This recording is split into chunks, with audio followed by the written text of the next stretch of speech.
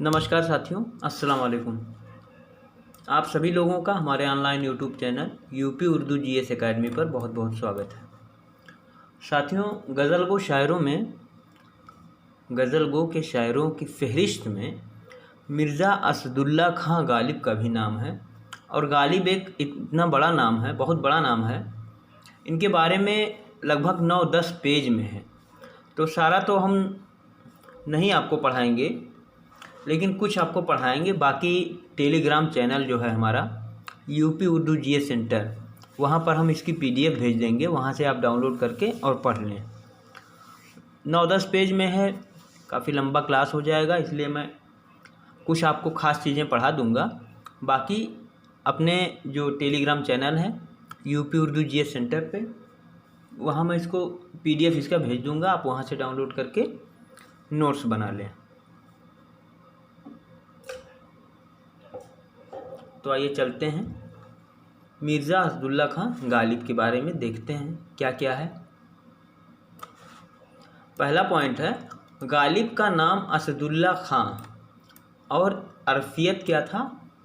मिर्ज़ा नौशां। पूछा जाता है, ये असदुल्ला खां का जो अरफियत था वो पूछा जाता है कि मिर्ज़ा नौशां के नाम से कौन से शायर जाने जाते थे या कौन से गज़ल गो शायर जाने जाते थे।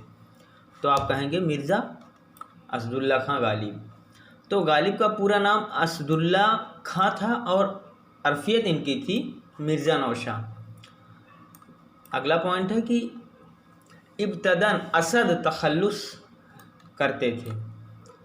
तखल्लुस ये असद करते थे, लेकिन शुरुआत में असद तखल्लुस करते थे, लेकिन जब ये सुना कि कोई और शायर भी असद तखल्लुस रखता है, तो इन्होंने क्या किया कि खुद को मुमताज़ करने के लिए उस वक्त से गालिब तखल्लुस इन्होंने रख लिया। शुरुआत में लिखा हुआ है कि देखिए, इब्तदान जो है असद, शुरुआत में ये असद तखल्लुस रखते थे, लेकिन इन्होंने जब सुना कि कोई और शायर भी है जो तखल्लुस असद ही रखता है, तो इन्होंने क्या किया कि खुद को मुमताज़ करने के लिए उस वक्त से गालिब तखल्लुस इख्तियार कर लिया। ये गालिब तखल्लुस इख्तियार कर लिया। अगला पॉइंट है, गालिब 1212 हिजरी मुताबिक 27 दिसंबर 1797 को आगरा में पैदा हुए। कहाँ पैदा हुए? आगरा में ये पैदा हुए। कब? 1797 ईस्वी में। 1797 ईस्वी में ये आगरा में पैदा हुए, 1212 हिजरी में। अगला पॉइंट है कि 15 फरवरी 1869 ईस्वी को दिल्ली में वफ़ात हो गई। पैदा हुए थे आगरा में, इंतकाल हुआ दिल्ली में। पैदा हुए थे 1797 में 27 दिसंबर, इंतकाल हुआ 15 फरवरी 1869 ईस्वी को दिल्ली में। बस्ती हज़रत निज़ामुद्दीन में मदफून हुई। ये दिल्ली में एक बस्ती है हज़रत निज़ामुद्दीन, आप लोगों ने नाम सुना होगा, हमने तो सुना है। हज़रत निज़ामुद्दीन करके एक स्टेशन भी है दिल्ली में, तो जो बस्ती है हज़रत निज़ामुद्दीन करके, वहीं पे इनको मदफून किया गया। अगला पॉइंट है, गालिब के वालिद का नाम अब्दुल्ला बेग। इनके वालिद का नाम यानी इनके अब्बू जान का नाम क्या था? अब्दुल्ला बेग। और उनका अरफियत मिर्ज़ा दूल्हा था। ये भी पूछा जा सकता है। गालिब का अरफियत क्या था? मिर्ज़ा नौशां। और इनके वालिद का अरफियत क्या था? मिर्ज़ा दूल्हा।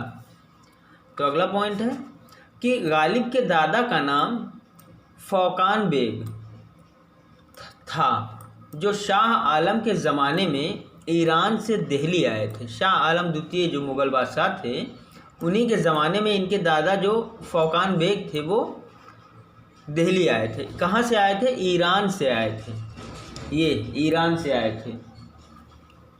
तो अगला पॉइंट है कि गालिब का जो सिलसिला है वो निस्बे अफरासियात बादशाह तौरान तक पहुँचता है। अगला पॉइंट है कि गालिब 2 भाई थे। पूछ लिया जा सकता है कि गालिब कितने भाई थे, तो आप कहेंगे कि गालिब 2 भाई थे। दूसरे भाई का नाम मिर्ज़ा यूसुफ खान था। जो इनके दूसरे भाई थे उनका मिर्ज़ा यूसुफ खान नाम था। अगला पॉइंट है 1801 ईस्वी में जब गालिब की उम्र 4 साल की थी तो गोली लगने की वजह से वालिद का इंतकाल हुआ। इनके वालिद का इंतकाल हो गया था गोली लगने की वजह से। और उस समय गालिब कितने वर्ष के थे, कितने साल के थे? 4 साल के थे। 1801 में पूछा जा सकता है। अगला पॉइंट है वालिदा का नाम इज्जतुन निसा था। क्या था? इज्जतुन निसा था। ये ध्यान में रखिएगा, इनकी वालिदा का है ये इज्जतुन निसा।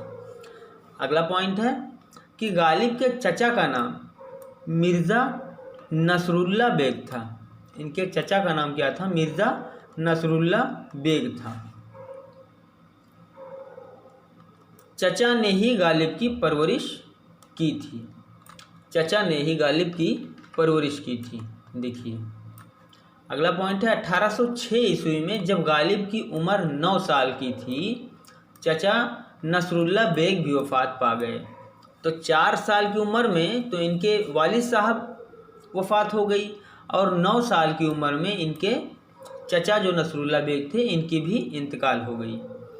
तो अगला पॉइंट है कि इब्तदाई तालीम गालिब ने शेख मुअज्जिम से हासिल की। पूछा जा सकता है कि गालिब ने इब्तदाई तालीम किससे हासिल की? तो आप कहेंगे शेख मुअज्जिम से। ठीक है। तो अगला पॉइंट है कि फ़ारसी ज़ुबान की तालीम गालिब ने फ़ारसी ज़ुबान की तालीम अब्दुल समद से इन्होंने फ़ारसी ज़बान की तालीम हासिल की जो पारसी नशराद था और जिसका असल नाम क्या था? हरमुजिद था। तो अगला पॉइंट है कि गालिब की शादी इलाही बख्श खान मारूफ की बेटी उमराव बेगम से 7 रजब 1225 हिजरी मुताबिक 1810 ईस्वी में हुई थी।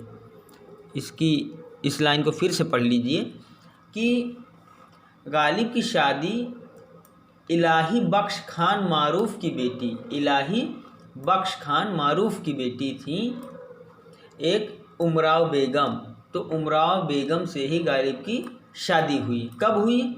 7 रजब 1225 हिजरी मुताबिक 1810 ईस्वी में। तो अगला पॉइंट है गालिब के 7 बच्चे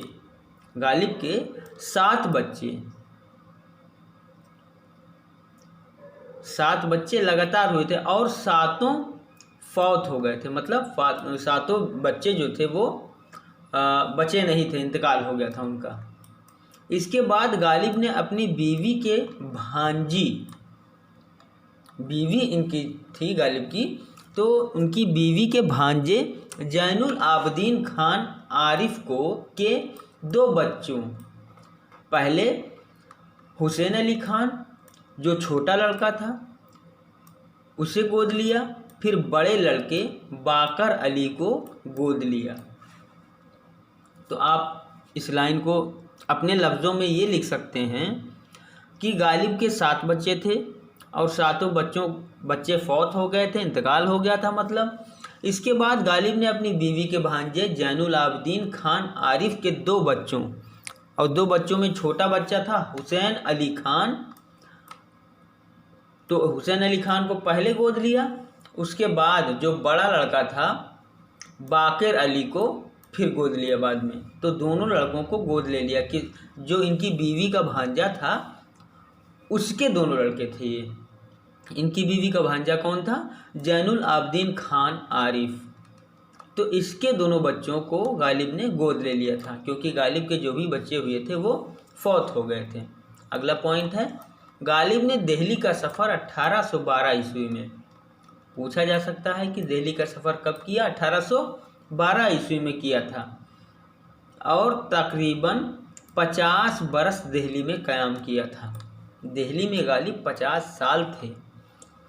गालिब पेंशन की बजाय पेंशन की बहाली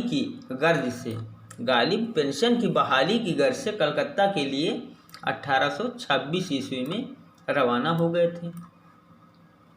पेंशन की बहाली के लिए ये कलकत्ता गए थे। कब? 1826 ईस्वी में। और फरवरी, और अगले पेज पे चलते हैं। फरवरी, देखिए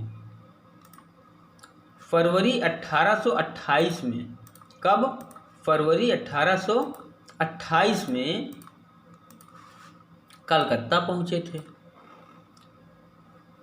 तो अगला पॉइंट है, गालिब पटना और मुर्शिदाबाद के रास्ते कलकत्ता पहुंचे थे। किस रास्ते से कलकत्ता पहुंचे थे? पूछा जा सकता है कि पटना और मुर्शिदाबाद के रास्ते से कलकत्ता पहुंचे थे। अगला पॉइंट है, हाली के मुताबिक कलकत्ता में पूरे 2 बरस क़याम किया था। हाली कहते हैं कि ये जब कलकत्ता गए थे 1828 में पहुंचे थे, तो वहाँ पर इन्होंने 2 साल गुजार दिए। अगला पॉइंट है कि और कुछ लोगों ने क़याम कलकत्ता 1 साल 9 महीने भी लिखा है। कुछ लोगों ने तो कहा है कि नहीं, ये 2 साल नहीं थे, 1 साल 9 महीने थे, लेकिन हाली ने कहा है कि नहीं, ये 2 साल कलकत्ता में रुके थे।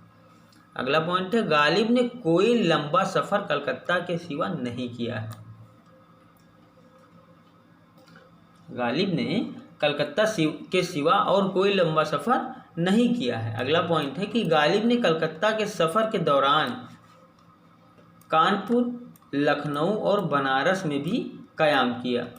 गालिब ने जब कलकत्ता का सफ़र किया था तो उसी दौरान कानपुर में, लखनऊ में और बनारस, दोनों लगभग इकट्ठे हैं, ज़्यादा दूर नहीं है। कानपुर, लखनऊ और बनारस में भी क़याम किया था। इस ज़माने में लखनऊ के फरमा रवां थे नसीरुद्दीन हैदर थे और नायब रोशनुद्दौला। तो उस समय जब ये कलकत्ता गए थे, इन्होंने कानपुर, लखनऊ और बनारस भी क़याम किया था, और उस समय यानी कि उस ज़माने में लखनऊ के फरमा रवां नसीरुद्दीन हैदर थे और नायब रोशनुद्दौला थे। तो अगला पॉइंट है, गालिब ने लखनऊ में मार्च 1826 ईस्वी से लेकर जून 1827 तक करीब 15.25 महीने क़याम किया था। कितने? करीब 15.25 महीने क़याम किया था गालिब ने लखनऊ में। मार्च 1826 से लेकर के जून 1827 तक ये लखनऊ में रहे। तो अगला पॉइंट है कि गालिब की मुलाकात लखनऊ में मीर अनीस से हुई। पूछा जा सकता है गालिब की मुलाकात लखनऊ में किस शायर से हुई या किस मर्सिया गो से हुई। मीर अनीस मर्सिया लिखते हैं ना। तो गालिब की मुलाकात लखनऊ में मीर अनीस से हुई। तो अगला पॉइंट है कि गालिब 2 मरतबा रामपुर गए। पूछा जा सकता है कि गालिब कितनी मरतबा रामपुर गए, तो आपको बताना होगा 2 मरतबा ये रामपुर गए थे। पहली मरतबा 19 जनवरी 1860 ईस्वी में नवाब यूसुफ हसन खां की दावत पर, और दूसरी मरतबा 1865 ईस्वी में। पहली बार 1860 ईस्वी में गए ये, और दूसरी बार 1865 ईस्वी में गए। नवाब यूसुफ हसन खान के इंतकाल के बाद जो है अंग्रेज़ी हुकूमत से गालिब को 700 रुपये सालाना पेंशन मिलती थी। अंग्रेज़ी हुकूमत से गालिब को 700 रुपया सालाना पेंशन मिलती थी। और आगे देखिए, बहादुर शाह जफ़र की तरफ से गालिब को 50 रुपये माहाना मिलते थे। गालिब को 50 रुपये महीना भी मिलते थे बहादुर शाह जफ़र, जो उस समय के मुग़ल बादशाह थे, उनके ज़रिए। और अंग्रेज़ी हुकूमत के ज़रिए 700 रुपये सालाना मिलते थे। और बहादुर शाह जफ़र की तरफ से 50 रुपये माहाना मिलते थे। अगला पॉइंट है, नवाब रामपुर की सरकार से गालिब को 100 रुपये माहाना मिलते थे। तो अगला पॉइंट है कि गालिब को शतरंज और जुआ खेलने में बहुत आदत थी। जुआ खेलने की बहुत आदत थी। किसकी? गालिब की। गालिब को बहुत पसंद था शतरंज खेलना और जुआ खेलना। तो अगला पॉइंट है, गालिब कमारबाजी यानी जुआ खेलने के जुर्म में 2 बार जेल गए थे। पूछा जा सकता है कि गालिब 2 बार जेल गए तो किस जुर्म में गए थे जेल? तो ये क्या कर रहे थे? कमारबाजी यानी जुआ खेल रहे थे, और जुआ खेलते समय ये 2 बार जेल गए। अगला पॉइंट है, पहली मर्तबा 1841 ईस्वी में 100 रुपये जुर्माना और 4 माह कैद की सज़ा सुनाई गई थी पहली बार। और दूसरा है 1847 ईस्वी में 200 रुपये जुर्माना और 6 माह की कैद की सज़ा सुनाई गई थी दूसरी बार। पहली बार 1841 में, दूसरी बार 1847 में। तो फिर आगे है कि हाल ही के मुताबिक मन जुमला 6 महीने में से 3 महीने गालिब ने कैद में गुजार दिए। 3 महीने गालिब ने कैद में गुजार दिए। गालिब ने कैद में एक फ़ारसी किताब बंद अपने हस्बे हाल लिखकर दोस्तों को भेजा था, जिसमें नज़म में कुल 7 बंद और हर बंद में 12-12 अशार होते हैं।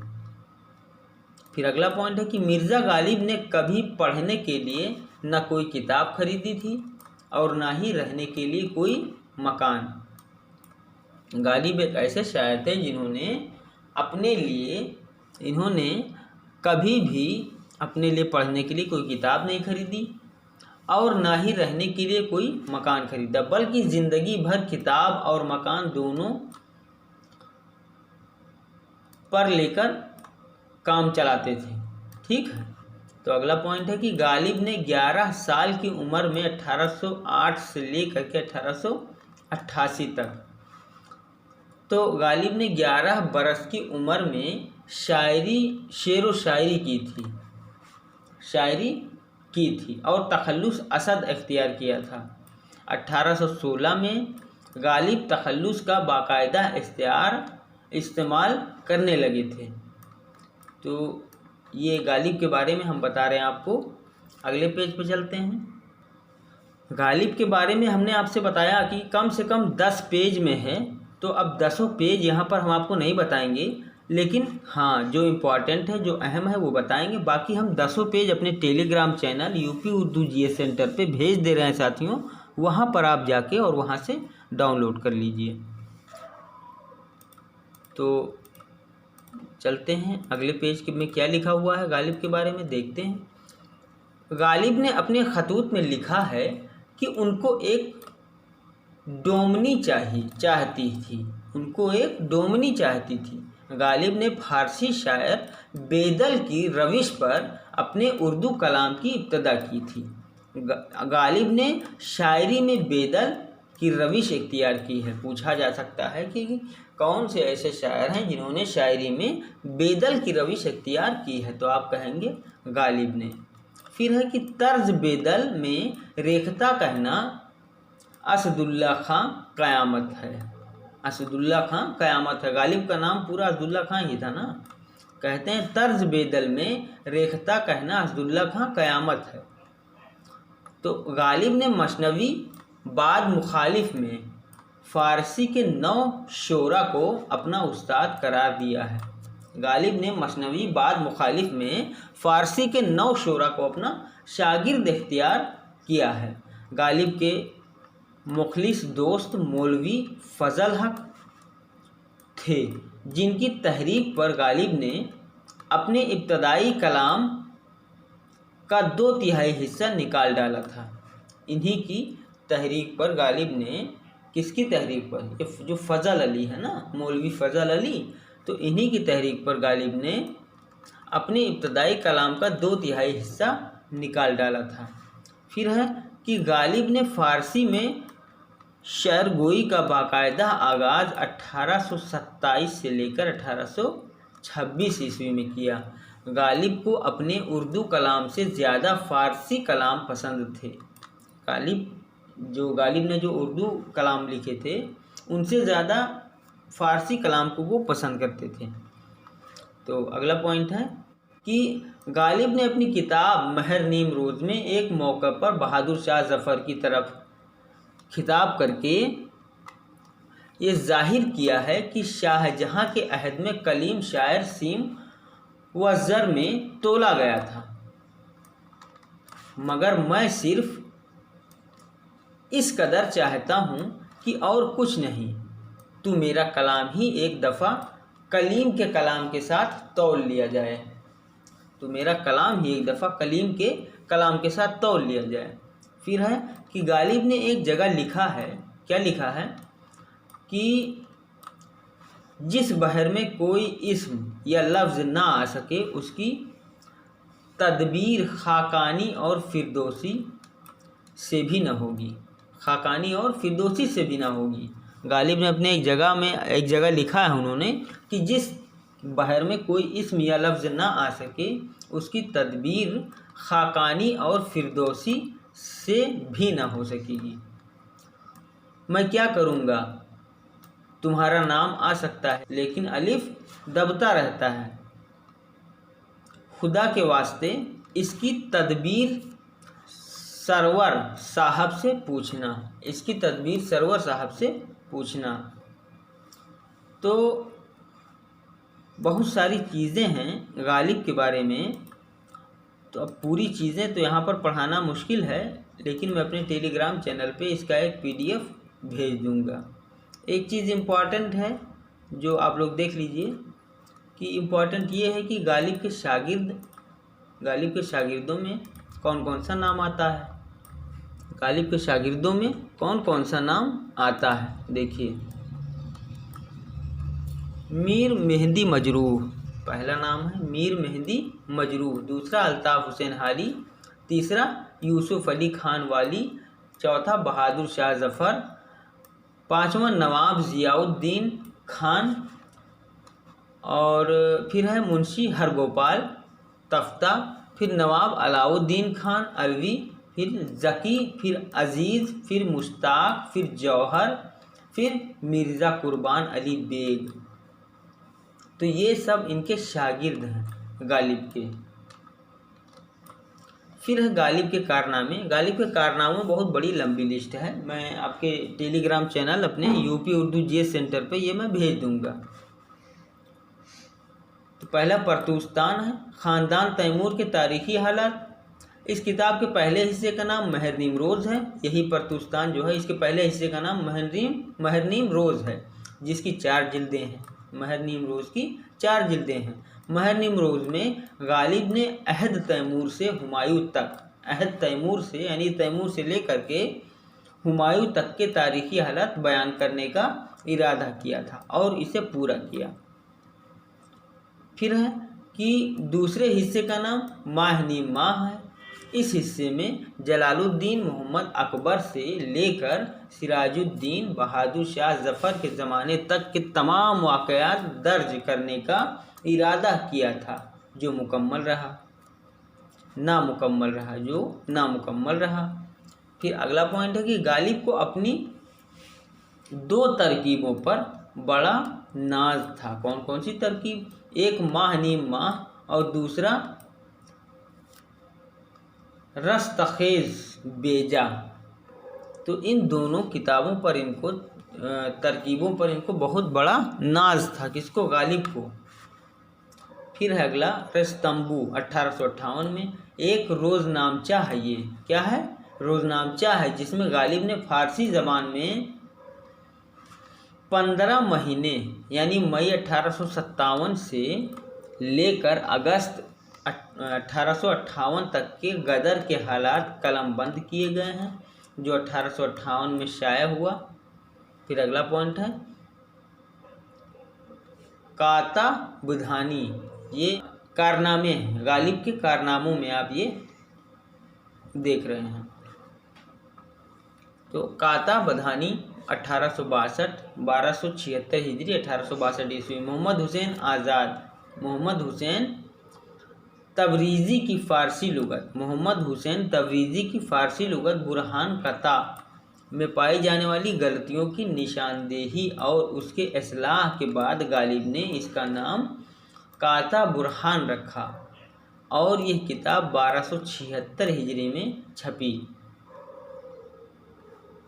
फिर है काता बुरहान के जवाब में महरिक काता मोहित बुरहान, साता बुरहान वगैरह रिसाले लिखे गए हैं। अगला पॉइंट है, इन किताबों के जवाब में गालिब के दोस्तों ने, गालिब के जो भी शागिर्द तो दूसरे हो गए दोस्त, गालिब के दोस्तों ने लतायफ गैबी, वाक़या बज़ियान, सवालात अब्दुल करीम लिखी थी। गालिब ने अपनी किताब काता बुरहान में मुल्ला अब्दुल समद की शागिर्दगी की तरफ इशारा किया है, लेकिन काजी अब्दुल वदूद और कुछ मुहक्किकीन ने मुल्ला अब्दुल समद को एक फ़र्ज़ी वजूद करार दिया है, जिसे गालिब ने अपने मुखालिफिन पर अपनी फ़ारसी दानी का सिक्का जमाने के लिए गढ़ा था। फिर है रदफिश कारियानी। बहुत सारी चीज़ें हैं, तो गालिब के बारे में जो भी कारनामे हैं वो सब कारनामे हम आपको टेलीग्राम चैनल पे भेज देंगे। आपके UP Urdu GS centre Telegram channel है, वहाँ आप जब जाएंगे तो वहाँ पर गालिब का जो भी वीडियो छूटा हुआ है वो हम आपको वहीं पर बता देंगे। तो पूरा क्लास देखने के लिए बहुत बहुत धन्यवाद, बहुत बहुत शुक्रिया। और जिन भाई बहनों को पीडीएफ चाहिए गालिब की, वो हमारे टेलीग्राम चैनल, जब सर्चिंग ऑप्शन में आप जाएंगे टेलीग्राम चैनल के तो वहाँ